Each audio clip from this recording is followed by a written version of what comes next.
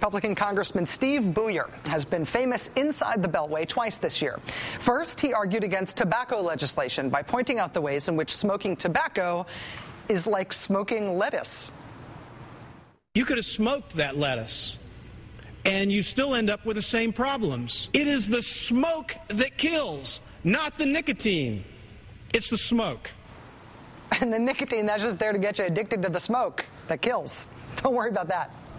After becoming mildly famous for D.C. for the smoking lettuce speech, Congressman Buyer made himself mildly famous a second time this year when he added a new scare tactic to the long list of them that were being deployed against health reform.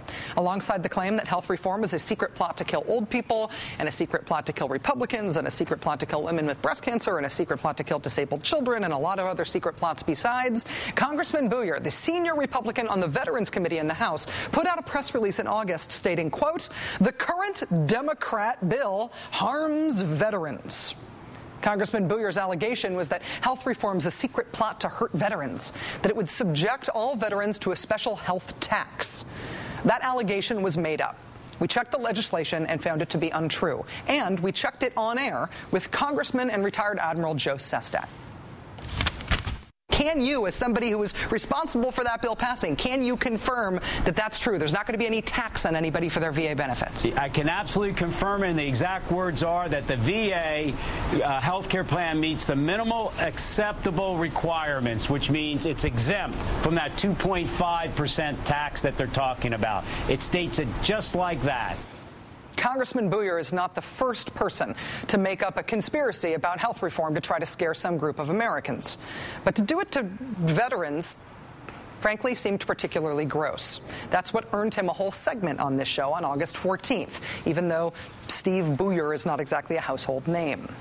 Well, since then, 3 Democrats who chair committees in the House decided to deal with Steve Buyer's made-up conspiracy theory about veterans the way that Democrats decided to deal with Congressman Joe Wilson's made-up conspiracy about illegal immigrants. Instead of just pointing out that Wilson and Buyer were wrong, which they were, Democrats decided to try to calm them down by agreeing to doubly, triply, extra dog dare clarify that in Wilson's case, the bill wouldn't cover illegal immigrants, and in Buyer's case, that it wouldn't harm veterans.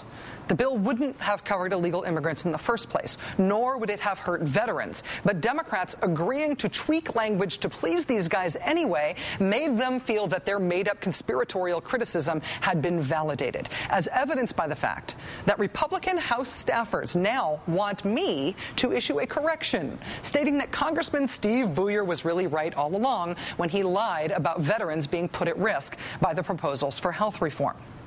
Veterans are not at risk from the proposals for health reform. TRICARE and VA care will not change under anything that is being considered for health reform. Congressman Buyer was wrong when he said it in August. He was still wrong when Democrats tried to appease him about it anyway.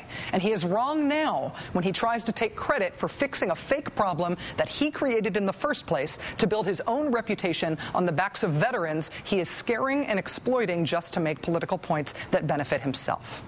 I am eager to correct the record when I've gotten something wrong, but in this case I haven't, and Congressman Buyer and the Republican staff of the House Veterans Committee is trying to use a request for a correction from me to try to make a bogus political point that is as wrong now as it was when they first made it. The record speaks for itself. The congressman is wrong.